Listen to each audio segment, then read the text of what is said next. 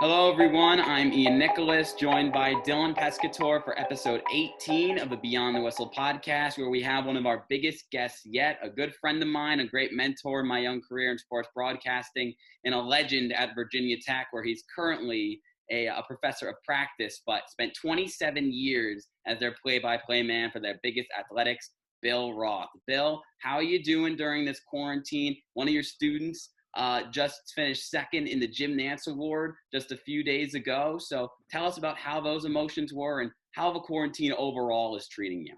It's okay, actually. I'm really proud of Evan Hughes, who finished second in the Nance Award. That's kind of the highlight of the spring. Our program continues to make real progress because we've got some great kids like Evan and some others in it. And so even though school is out there putting out content and programming all summer long, which I appreciate.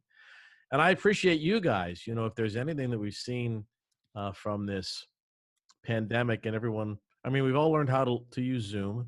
We've all learned how to light our bedrooms or offices, and we've all learned how to communicate digitally. And it's changing things, right? We're used to seeing interviews done like this. And so you guys are getting great practice, but I've never felt better about the future of sports journalism and sportscasting in general after talking with so many of you guys this summer. You're doing a heck of a job. Thank you so Thank much. you very much. Yeah, yeah. Ian, you go. It's been a pleasure to talk to you over the coming weeks, and Evan, you two are really doing some great things there. And Evan's only a junior, which is insane that he finished second in the Jim Nance Award. And Dylan's heading to Arizona State, where Scotty Gaines won the award. So we're definitely very excited for the future, but we're doing the best right now to, stay sane, stay active, and just stay our best. So let's start at the beginning of your career. You were born in a suburb. You were born in Pittsburgh, but Right. you lived in a suburb of Pittsburgh, Mount Lebanon, and you were lucky enough to live in a town where athletics was really, really good. You had a great turf field, one of the first turf fields in the area, and you interned at a local radio station, KDKA, and even as a freshman in high school at a university in Pittsburgh. So you called the home football games, and it says that you wanted to be a broadcaster since you were 8 years old when you got a tape recorder. So just tell us about those opportunities that you had in high school to call so many great athletics, to intern in so many great places, and where that really all started to take off for you. It's funny. Yeah, I was born in McGee Women's Hospital in Pittsburgh, right near the Pitt campus. And so I was up there last year, and my hotel room actually overlooked McGee. And I'm like, well, you talk about coming full circle. Like, I wonder what room I had that day. Growing up in Pittsburgh in the 70s, and then in the late 70s, and then in the 80s was great because the Pirates were so good. And the Steelers won 4 Super Bowls. And Pittsburgh Panthers won the national championship with Dan Marino. So there was this tremendous time, to be a kid. In Mount Lebanon, it's a suburb. It's 8 minutes on a bus to downtown Pittsburgh. And so my parents would, the 41B, Bower Hill Road, they would give me $5, send me to Pittsburgh with some buddies for the day, and I was good to go. Mm-hmm. $5 bought you lunch. It was $1 to get in to see the Pirates play. Wow. A general admission ticket. But you had to keep, if you found one of the pink ones, those were the box seats that were like $11.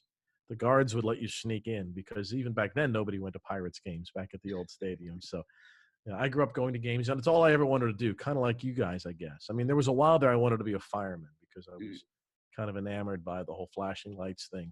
But no, I always knew I wanted to be a broadcaster. I would sit on my couch, and we had a tape recorder. My dad bought me my first tape recorder, and I've told this story before, so I apologize for those of you that have heard it. But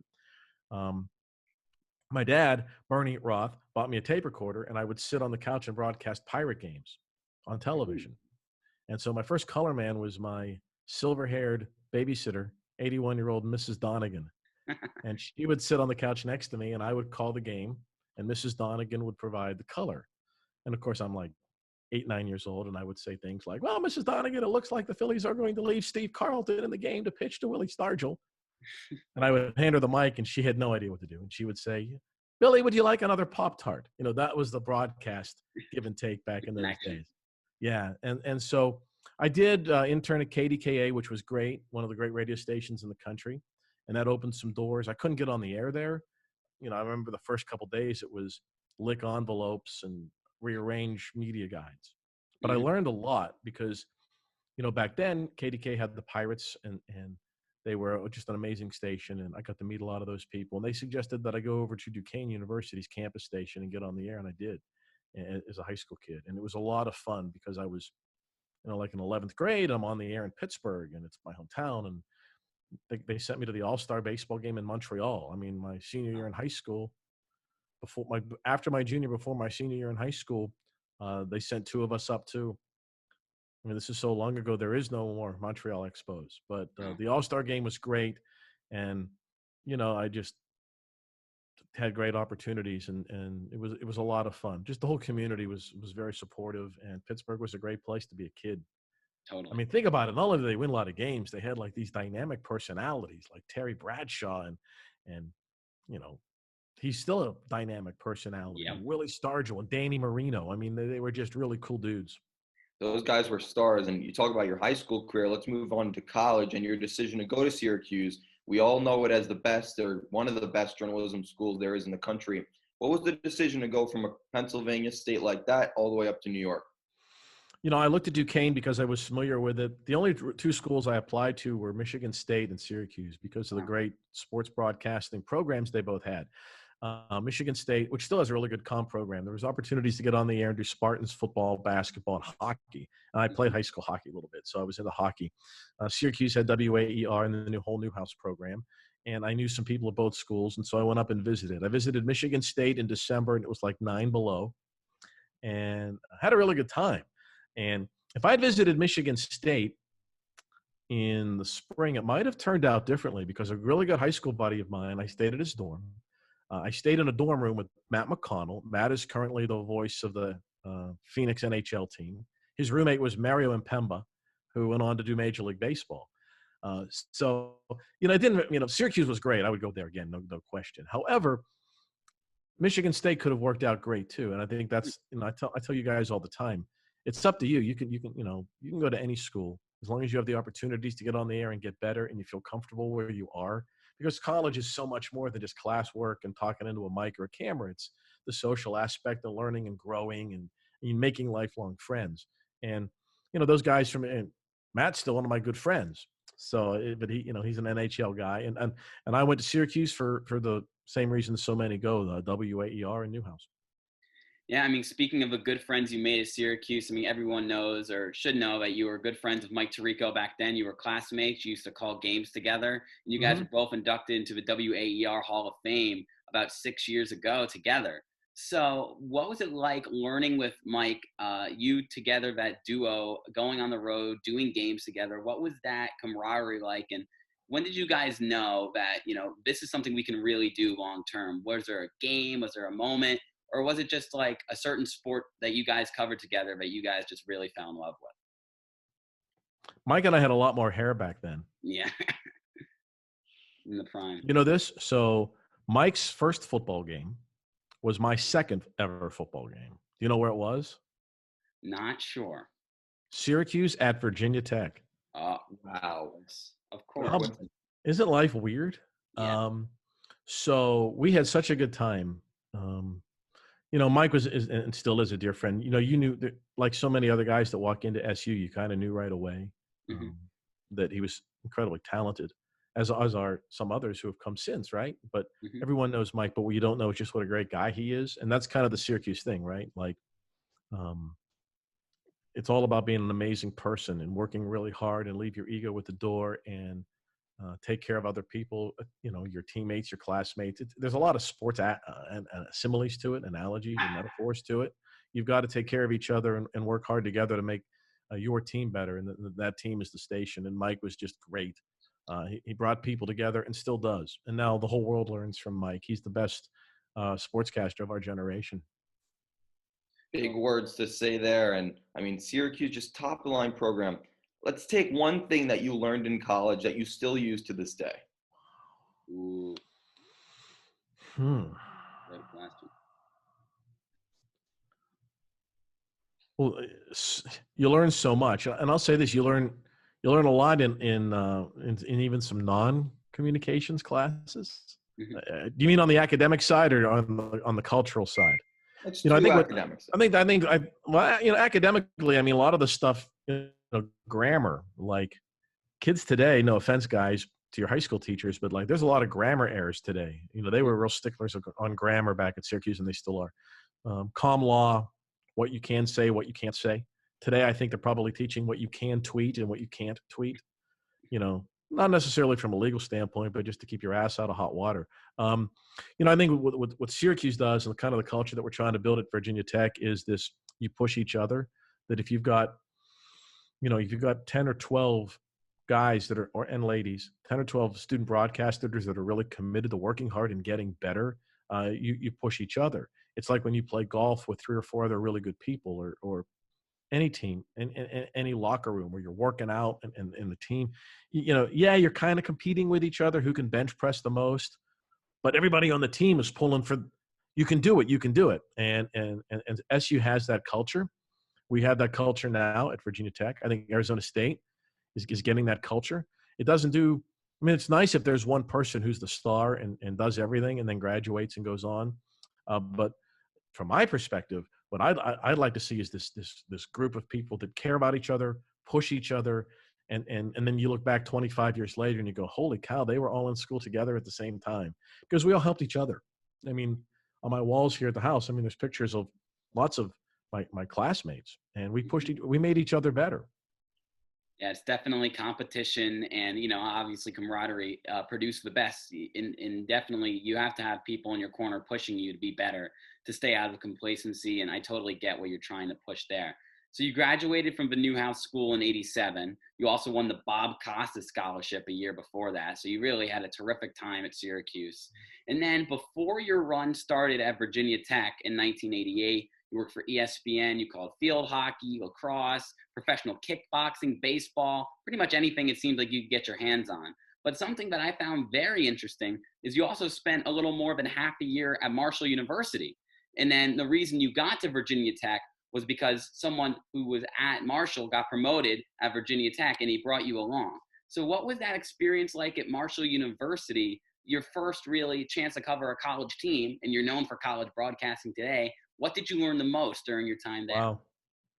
You've done a lot of research, Ian. Nice work. So David Brain was the athletics director at Marshall, and he was a Western Pennsylvania guy from just north of Pittsburgh. He had played football at North Carolina, but he was a Pennsylvania guy. Mm-hmm.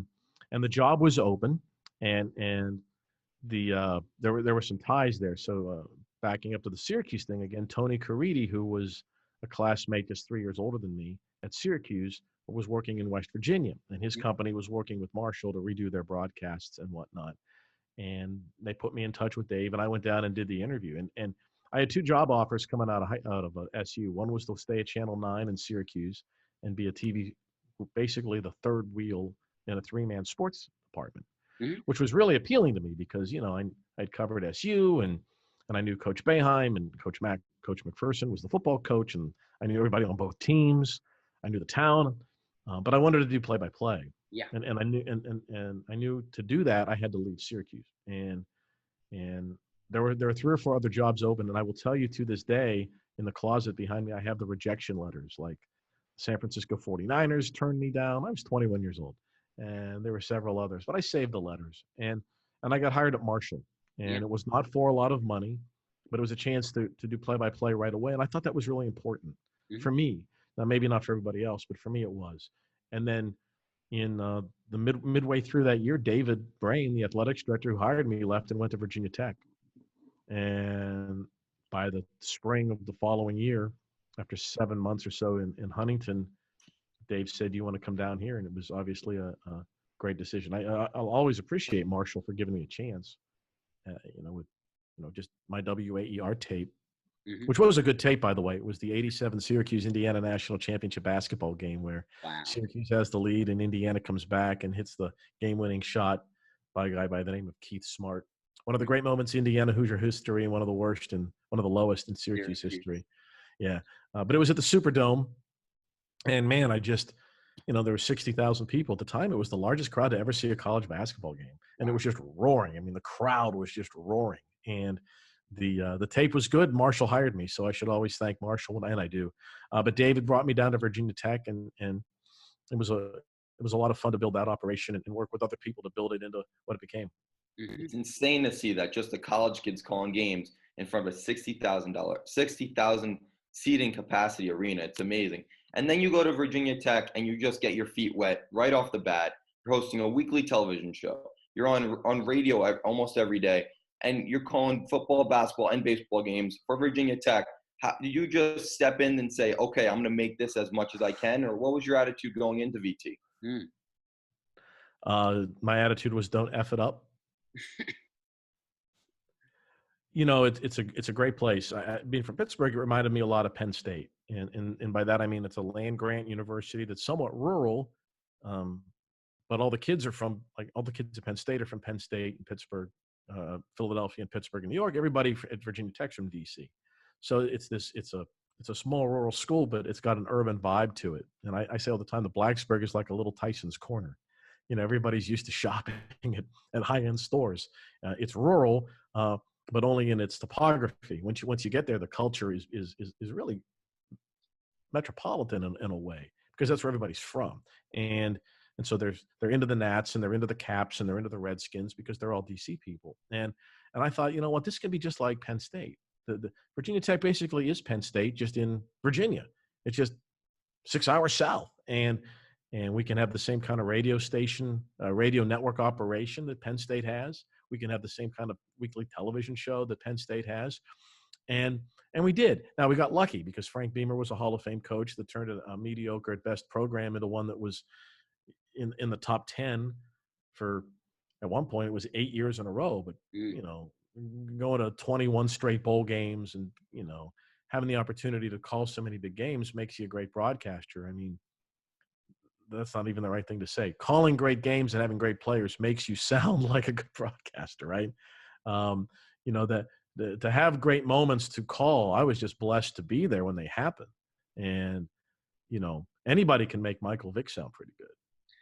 Yeah, I mean, you were able to cover the school during the 99 undefeated season with Vic. You've covered 4 more Orange Bowls, Gator Bowls, Sugar Bowls. I mean, you've been there for Virginia Tech's biggest moments. But when was the season for you, or the game for you? When did you know you were comfortable in your role at Virginia Tech? Because obviously 27 years, I mean, there must have been a time where you felt like this was not automatic, but that you were starting to find your groove. But when did you finally find your footing in comfortability in the broadcasting industry? Well, I was blessed to have a great color guy named Mike Burnop, who was my only analyst the whole time through. And I became really close with his family and his kids and his mother and his wife. And it was almost like a second family to me. Wow. So this goes back to kind of like picking a college, right? I mean, so much of it is looking on paper at the classes and you guys are looking at, but a lot of it is feel. Like, am I comfortable here? And what makes a place comfortable is the people. You know, it's do I fit in, and am I comfortable living here? And I was right away from the very first day. And it's because of the people. They're caring and they embraced me right away. So I would say the first 3 weeks, Wow. I knew no one knows how freaking good this place is. Like, because people didn't know, right? But I think once people come and they see it and they experience it, they go, dude, I had no idea this was like that. You know, it's like that little restaurant in Queens that no one knows about. And then you go there and you go, how come this place isn't a chain? Well, that, you know, and I think that's what it was for me. And now everybody knows. I mean, now the school is much bigger and athletics is humongous, and the stadium has been expanded twice, and the ACC has been huge for Tech and whatnot. But I knew right away. So we talk about how you call the big, let's say, 3 sports at college: football, basketball, and baseball. And then Ian spoke about how you called some sports that really aren't on the grid, you know, kickboxing, a lacrosse, a field hockey. What did those sports and those opportunities teach you when you got to the big stage at BT, calling football and basketball and baseball? Well, the preparation is the same, right? The preparation is, regardless of the sport, is the same. So, you know, when ESPN asks, what do you know about kickboxing, which is basically UFC now, but you say it's my favorite sport. Or when they say, what do you know about field hockey? You know everything about it. And then you get the Field Hockey for Dummies book at Barnes & Noble and crash course and look at as many videos as you can and talk to people about it. Because, you know, we're in the storytelling business. My students at Virginia Tech hear me say this like once a week. It doesn't matter if you're anchoring a newscast or doing play-by-play. We're in the storytelling business, and so the preparation is the same. You just have to learn the rules and learn the basics of the sport, and then rely on your analyst. Perfect example is Mike Emmerich doing water polo at the Olympics. Mike Emmerich's probably the greatest water polo play-by-play announcer ever, too, but no one knows unless you go back and watch the highlights from the Olympics. And why is that? Well, he knows how to prepare, and he knows how to tell the stories and deliver it in an exciting way. I mean, Mike Emmerich is one of my favorites. I always turn into NBC when hockey's on. I mean, hockey's my favorite sport, and that's the sport that I like to call. So it was great to see that the Arizona Coyotes TV guy. He's one of my favorites to listen to. So you go back to the VT Tech, and you're calling these big sports. Was football the one that really stood out to you because it's the one that got really more popular? Was there, when a sport team was better, did you really do more work for that team? Or how is it, let's say you're covering a bad baseball team. Is it tough to get that work, or is it tough to get motivated for a certain game? It wasn't for me, but I think because I did 4 years of minor league baseball too, but we had really good teams. So I never had that. The Richmond Braves won 80%, not 80. They won 70% of their games while I was there. They were going like 140 games. They were winning like 86 games, and so I never had that dog day of August. Tech had some lean basketball seasons, but basketball is only 27 games, so it's not that big of a deal. And I always had fun. I had fun doing it, even when teams lost. I think it's you've got to approach it as a professional. You can't put your headset on and pretend you're a cheerleader or a fan while you're on the air, and it's so hard. It's really hard for young broadcasters. They take the losses personal, and they get down on the air because the team is getting beat. I'll tell you this story. We had an opening for a women's basketball job at Virginia Tech. This is long ago, and a young man by the name of Tony Luftman applied for it. Tony's now on NHL Network and MLB Network in the city, and New York City, and a good friend of mine. Tony sent his tape in, and we asked for more. And the one tape he did, it was a UCLA women's game that he had broadcast while in college, and they played Oregon, and they fell behind 25-2 to start the game. And he never got down, because you owe it to your audience, you owe it to your sponsors to always bring the energy. Mm-hmm. If you're getting beaten football 45-0 at the half, you cannot mail in the third and fourth quarters. Are you going to refund the sponsors the money? Are you going to tell the stations, I'm sorry, I was boring? Are you only going to take half your salary because you didn't do well the second half? So I think professionally, it takes some mental focus. It can be really hard if you've got a bad team. But I've been really lucky. I never had those 100-loss baseball teams. I don't know how you could do it summer after summer if you were broadcasting for bad teams. But if you're a professional, it shouldn't matter. You approach it the same way every day.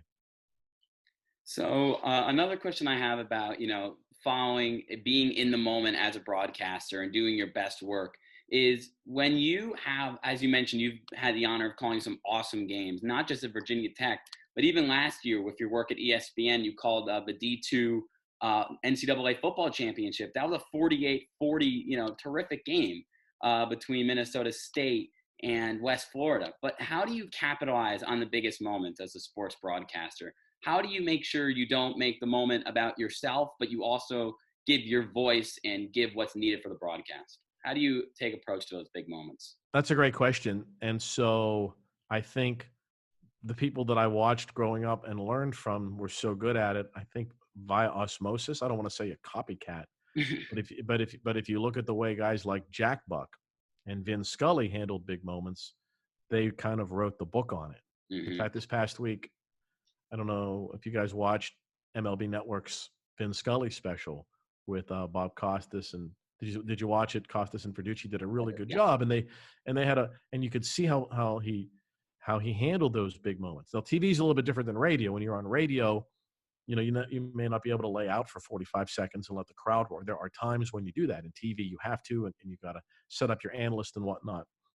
I had 3 bowl games last year, and all 3 of them had amazing moments. The Liberty Bowl in Memphis, the national championship game in D2 in Dallas, and the game out of the famous Idaho Potato Bowl, all had amazing moments that came out of the blue, and you didn't expect. And um, the one in Idaho, it goes to show you the one of the key moments of the game, and went viral on ESPN, is the Ohio won the game and they dumped French fries on Coach Solich, and we had no idea that was coming. No. And so you're about to say the Gatorade bath, and it turns out it's French fries. It's a massive tub of fries, which, it was a setup, right? But we didn't know it was coming, and so sometimes you got to change on the fly and think of something clever to say. As for the plays, you thrive for those moments, right? You thrive for the big home run, and so you're a Mets guy, right? So like Gary Cohen, you're a Yankees fan, all right? Well, Michael Carroll, die hard. Yeah. Okay. So yeah, I mean, if you listen to Michael Kay or John Sterling, you hear some great calls, and you hope you have the chance one day to make it, right?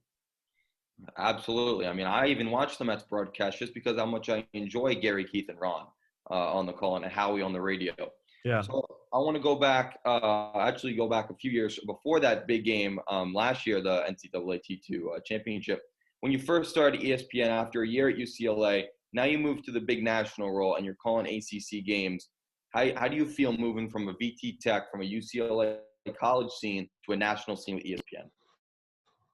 Well, the biggest thing was it was all TV. Other than the bowl games, it's been all TV. So that's a little bit different. You have to be objective, right? You hope for a good game. You don't really care who wins. It's way more fun than I thought it would be. And by that, I mean, it's, in radio, you're kind of you're the producer, director, whatever you say is what people hear. In TV, you're just basically the point guard, right? You're facilitating things. You're working with your producer. You're working with your director. You're on talk back all the time, suggesting things and coming up with things. But essentially, you're setting up your analyst. It's a totally different skill set. And it's like being part of a band or an orchestra. If radio play-by-play is music, it's a solo acoustic guitar show, which is cool, right? Right? Like, you go see Dave Matthews and he's sitting up there with a guitar by himself. That's cool. Mm-hmm. But when Dave's with the band, it's a totally different scene. And I think that's what TV is. There's so many other musicians playing along with you and technicians. And your job is the play-by-play guys to help make everybody better. And I've liked that a lot. I've got to meet some great coaches and some athletes from different schools. When you travel with one team, your team, but you're not going to meet with the coach of the other team. I've enjoyed getting to know coaches from all over the country and administrators, and have the opportunity to call games that I would have never had the chance between teams that, for Westwood One last year, I did an Oregon-Washington game. I had no idea how big that rivalry was. Mm-hmm. That's a really big rivalry. That's the third most played game in the history of college basketball. I had no idea. Wow. I didn't either. Oregon versus Washington. And it is a huge rivalry in all sports, right? Mm-hmm. But particularly in football but in basketball too. It's like, it's UW's biggest rival. It's the Oregon Ducks. And to be there and to be in that arena for the game was cool. And so I've had a chance to really do some cool games and travel. And they do treat when you come in as a neutral broadcaster, this national broadcast thing, they're very nice to you. Mm-hmm. You need tickets for your family. You need anything special? Can we bring anything over to your hotel? So you do get treated very well, but it's a lot of work because you got to learn 2 new teams every week. Yeah. If I'm doing the Virginia Tech North Carolina basketball game for the 17th year in a row, and we've played 3 times a year, I mean, I can off the top of my head tell you what happened 9 years ago, 11 years ago. Well, I mean, I had to research the last 5 or 6 Oregon-Washington men's basketball games, because if something happened during the game that the same thing happened last year, I need to know it. Mm-hmm. So there's a lot more work on the prep side, on the TV side, but it's a lot of fun. I can tell you that. So as Dylan mentioned, after your run as a broadcaster and at Virginia Tech, you've done work for CBS Sports, Westwood One, and UCLA. And you did a little bit of work on the West Coast as well because of that. But it seemed like you really wanted to come back to the East Coast, and especially at your work now at Virginia Tech, as a professor of practice at VT's Department of Communications, trying to build up young sports broadcasters. So I guess my question is, why is it so important for you now to continue to spread your knowledge that you've gained from other broadcasters, knowledge you've gained in your career, and spread it to young broadcasters who want to do the same that you've done? And why is it so important for you to do it at Virginia Tech instead of another university? Well, for the same reason you guys do it for guys at the Bruce Beck camp, right? Yeah. I think just instinctively we want to give back. Marty Glickman at Syracuse was really the guy that started this, and it's the Syracuse culture. Marty gave to Marv, and Marv to Bob, and it's been passed down, and it's not just Syracuse, but that's where I learned it, and you always want to give back, pay it forward, that kind of thing, and I'll say this: being in a classroom. And by being in the classroom, it's a misnomer. It's not like we have 90-minute lectures on how to do games and that kind of thing. It's not like that. But being around broadcasters and thinking this through has made me a better broadcaster. Doing this all the time while staying on the air. There's 2 professors of practice at Virginia Tech, right? Robin Reed is a news anchor in Roanoke, and we don't even have advanced degrees, let alone doctorate degrees. All the other faculty, you get emails from them and they have, Dr. So-and-so, PhD, comma, and there's all these other acronyms that you have no idea what they mean. And we don't have anything, we're just guys who know how to talk on television, but it's a common thing now. So like Paula at Arizona State and Olivia at Syracuse and J.A. at Northwestern, it's something that you're seeing more and more. Law schools had done that in the past, and some business schools around the country. Harvard will bring a guest lecturer in, and we saw, even Stanford brought in Condoleezza Rice. Remember that one year to be to teach. It makes sense on the academic side if kids can be at my goodness, you're at Northwestern and J.A. Adonde is helping design your program. I mean, how cool is that, right? Yeah. And so it's something that Virginia Tech said, would you like to do it? And I said, well, how would it work? And they kind of gave me their vision of it. And they basically said, here are the keys, go for it. And they have not said no to anything. We need a new studio set. We need this, we need that. And, television is expensive. This isn't like starting I'm going to upset somebody. This isn't like starting a new geology program where we go out and, get rocks. Cameras are expensive. Lights are expensive. And we have everything. And I will tell this story. I don't know how far our program will go, but I will tell you that I said, we need a new set. We need a new set. It needs to look really good. I don't want it to look like a set from a college television station. I want it to look like WNBC New York. I don't need the weather center. We don't need 14 radar screens. Everything but weather. I need a nice set. Yeah. And they said, how much will it cost? I said, I'll do some work. And I came back in. They said, how much? I said, at least $250,000. And they said, okay. That was it. Not why. Like that. And I said, shit, I should have asked for $500,000, right? That's amazing to hear. That didn't have any pushback. So I want to go into like the skills of broadcasting, and you talk about how you had to do more prep work for 2 teams that really you don't know about, a Washington and Oregon versus a Virginia Tech basketball game that for the past 20 or so years. So a thing that I like to question is, for broadcasters, are you more of a film guy or are you more of a stats guy? What do you like to do in that week to prepare? Terrific question. I am the opposite of the stats guy.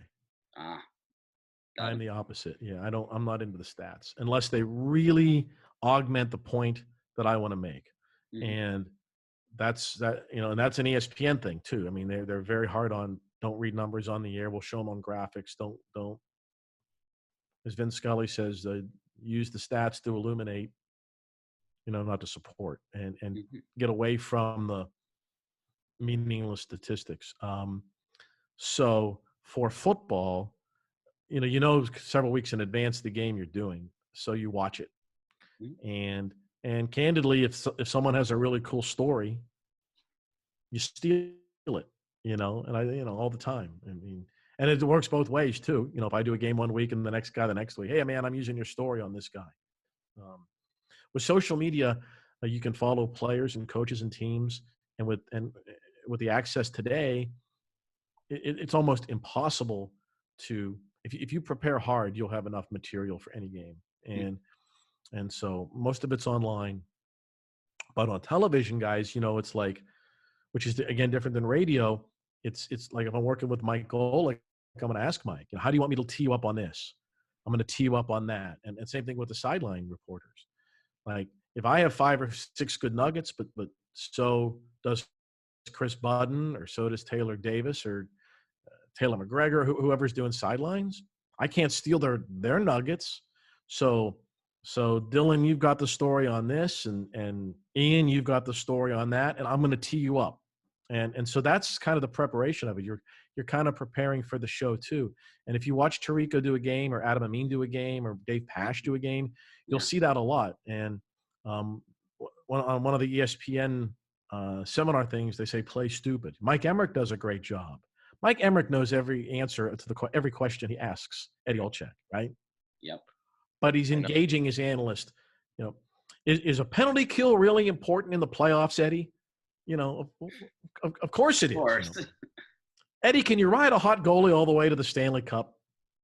I don't know. But he's engaging, and not quite that simple. But I think during the course of the week, you work with your graphics people. How are we going to tell these stories? And that's what's fun about it. And now I know it's different on if you're not on the Herb Street and Fowler have 3 times the personnel to help tell their stories on a Saturday night, as opposed to the afternoon games that we might be doing. But it's still the same thing. You still got a great crew that's working really hard all week to tell the story. And that game is so important. Whether it's the Division II game, it's the most important game those kids are maybe ever going to play. And their parents are watching, and they're recording it on their DVRs or whatnot. And so you want to do the best job you can for those guys and their parents and their girlfriends and whatnot. Totally. And I guess just another thing I had to ask is when you are building those, or actually no, a question I do want to ask is, I asked it to really every broadcaster that we have on, how important are those pregame interviews for you, especially or during the week when you get to talk to the coaches, get to talk to the players? We've had different responses from different guys, but how much do you value your time, especially if you don't know the teams that you're covering? It's not a Virginia Tech game where you've been there for 27 years. How important, how valuable are those interviews, and how do you look to nail them and build those relationships with those athletes and coaches? It's really hard, because a lot of coaches don't want to be in that room with you. Mm-hmm. They're getting ready to play a game, and they don't want to, they've had these questions asked to them 6 times, and it's week 7, and they're tired of it. And they're also 2-4. And a recruit's parents are calling saying he's going to decommit, and your quarterback missed curfew, and there was a fight in the locker room. And now here comes 6 TV guys into your meeting room. Like, why? I don't really want to be with you. You can tell. So you've got to be super respectful, and you've got to get right to the questions. If your analyst knows, like I've been really lucky to have analysts that have known some of the coaches that I haven't known, but be very, very respectful. And ask really quick questions, get to it. And, they want us to tell the story of their team, and they want to do a good job. And I'll be honest with you, I have not had a bad encounter with a coach. Great. And no, I don't know if it's luck or random. And I'm guessing it's going to happen at some point, right? But I've been really fortunate to, and I follow up with a thank you note and an email to everybody that we visit with, and so then when you get that same team a second, third, and fourth time, you kind of know them, and you know those coaches. I think it's really important, particularly. I could see why if an announcer says I don't get anything out of the meeting, it's because the coach isn't telling it to you. Yeah, and. That goes back to relationships, and maybe right away, like when you go on a date for the first time, this ain't going to work, right? I mean, maybe you get that feeling in a coach's room, but you got to make it work. You've got to figure out a way to, hey, coach, tell me something's going to make me look really good. And if it's not the head guy, maybe it's one of the coordinators. Like what do you really want to see? And I think it comes down to the questions that you ask, and it can't just be, are you going to who's starting the quarterback. It's who stood out in practice or why, or who's taken on a leadership role, or who's a guy to watch. When we come back in 3 weeks, who do you want us to be asking about? And if you ask them questions in a positive way, I think you'll get some stuff, even out of a coach that's built this wall up and circled the wagons because his team or his program might be having some sort of issue. I'm sure I'll eventually have a coach that kicks us out of a room. I mean, it's inevitable, but so far I've been really blessed. Keep your fingers crossed. Yeah. The last question I wanted to ask, and it's actually pretty interesting because I tuned into this the other night, and something that you tweeted out about was how a man from Barstool Big Cat, has started an NCAA Football 14 franchise, and he had 100,000 people plus watching him play a video game just because of how much people want to watch sports these days. What does that tell you about the sports landscape today and just how amazing that is? Oh my God, we need sports, don't we? Oh. We need games. We need the crack of the bat. I've been flipping around a baseball here. I'm going to throw it. I'm missing it, right? And it's the whole thing, right? The crack of the bat, the golly, I need to hear "Take Me Out to the Ball Game." As soon as Major League Baseball opens, I don't care where it is, I'm going to go. And I don't know if they're even going to let anyone in. You'll get your way. But I'm missing that. I'm missing not necessarily the. Yeah, I don't know how you guys feel about it. You tell me. The games, yeah, but it's the discussion pre and post game. It's talking about the game afterwards. It's the crowd and the roar, the crack of the bat and the roar of the crowd. I'm missing that. I mean, I'm listening to WFAN, 101.9 FM over here, and they're just talking about like the best Yankees wins in the last 20-something years. And it's tough because I'm here on a Sunday afternoon looking for a 1 p.m. Yankees game, and then them to pass, let's say, Stanton for striking out 3 times, and I can't hear that anymore. I'm so used to hearing that on a summer, June weekend day, and now I can't hear that. It's the worst. It sucks. Yeah, and July 31st feels like so far away. I mean, the media is doing the best they can, right, given with what they're given. But, they're just grasping for straws because there's not really any content to cover. And I love the film breakdowns. I love the post-game articles. I love the pre-game articles. I love everything that comes with sports. And, not just, as you mentioned, all the little things as well, the crowd noise, the crowd reactions, players having fun on the court, on the field. We miss all of that. And I think it just, when we get sports back, it's going to be that much more valuable to us. So I think everybody. Yeah. You guys were watching the Vin Scully show last night, right? So there was one. Do you remember the story that Vin told about the snake and the rabbit? Yeah. Yeah. So if you watch it closely, during the count, there was a pitch that was thrown that was, I thought it was a strike, and it was called a ball. Mm-hmm. And there was a glance between pitcher and umpire, kind of that unspoken communication, like, you just missed that call, didn't you? Yeah, I missed it. Right. And there's, you're kind of, that's why baseball's the best.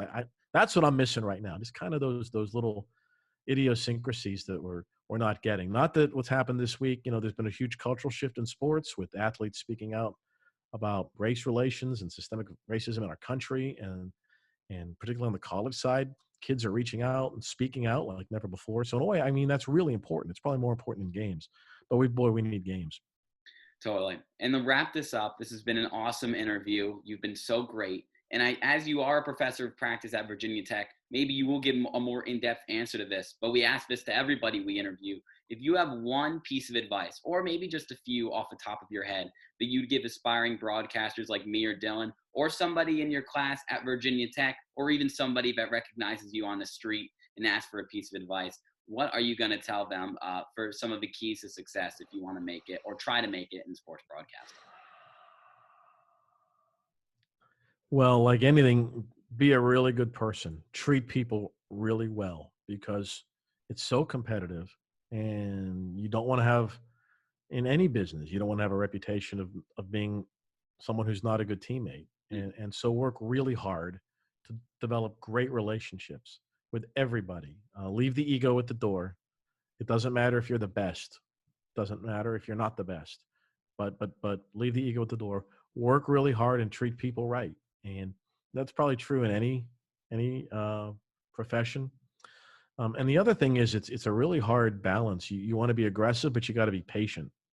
And it can be really frustrating for people, right? They graduate and they can't get a job, or Mhm. they've applied for 6 jobs and um, they haven't gotten one. And it starts affecting their personal life, and it affects them mentally. They're like, what am I doing wrong? What am I doing wrong? Yeah. Well, nothing, but understand the numbers of it. That in this business, there's a women's basketball play-by-play job open in the MAC, and 250 people apply for it. So understand that you can be really, really good. And um, I was I'll tell you this story because I do tell this one to the class about you have to be patient but work hard. And it was in 1993, Hmm. before you guys were born. I was doing games with the Richmond Braves, Yep.